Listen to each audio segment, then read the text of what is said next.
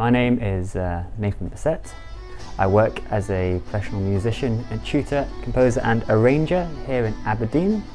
Basically, I live in Sweden in a place called Urshult, but I do all of my work here in Aberdeen.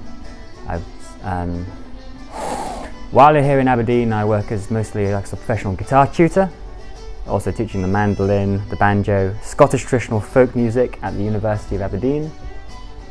And then in between that, a bunch of ceilidhs and concerts all around, playing in the pubs, clubs of Aberdeen and Aberdeenshire, getting dragged down to Edinburgh and Glasgow and London. Why does music matter to me?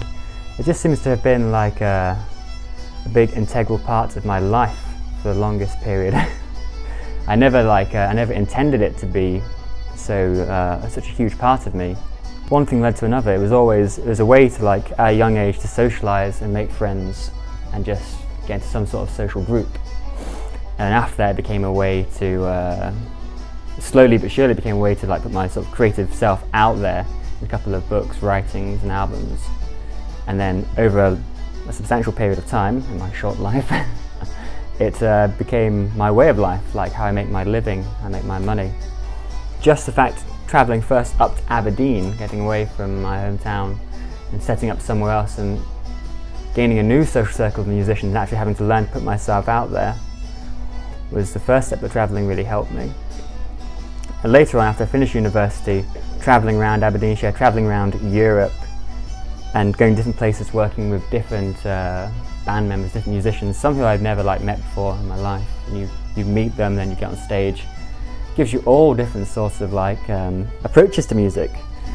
Like, you would go down, we play stuff in Sweden, and I've met Swedish musicians. Obviously there was a language barrier, but we can sort of do a bit of communication through music.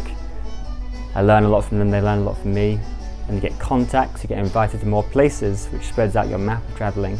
The other thing is you can learn a lot from travelling. Like, you could just travel somewhere with your guitar, meet someone, like, oh yeah, get on stage, you're doing a 3-hour concert in 5 minutes. And maybe 10 years ago, if someone said that to me, I would have been in the toilet vomiting with nerves and feeling sick to my stomach. And now just for the sheer act of travelling and doing this so often, it's become a norm in my life. It's also, because there are challenges obviously artistically in doing all the work, like sitting down and spending 3 or 4 weeks editing books and being shouted at because you've written a G sharp in the wrong place, or really struggling with writing something and you've got to meet deadlines. But those challenges are quite nice, of an artistic sort of, you have a sense of success or fulfillment at the end of them, but the everyday challenges of existing and getting by are certainly the hardest. I've been trying to work as a musician since I was 16, so that was after 7-8 years of failing quite miserably. But so I think, yeah, the answer to your question there is persistence and a bit of luck. I have 2 memories of being really proud of holding a CD single, but I can't remember which order they are.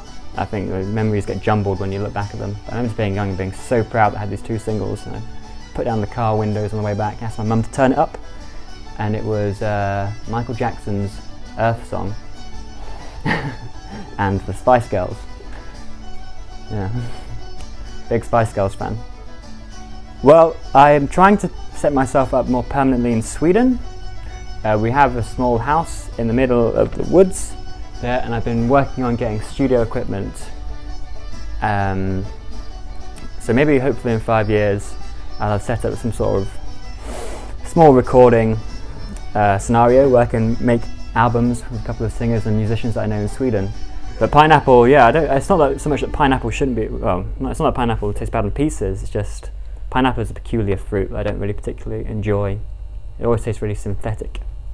I'm going to play one of my favourite Scottish folk tunes. It's a 6/8 pipe march called Farewell to the Creeks.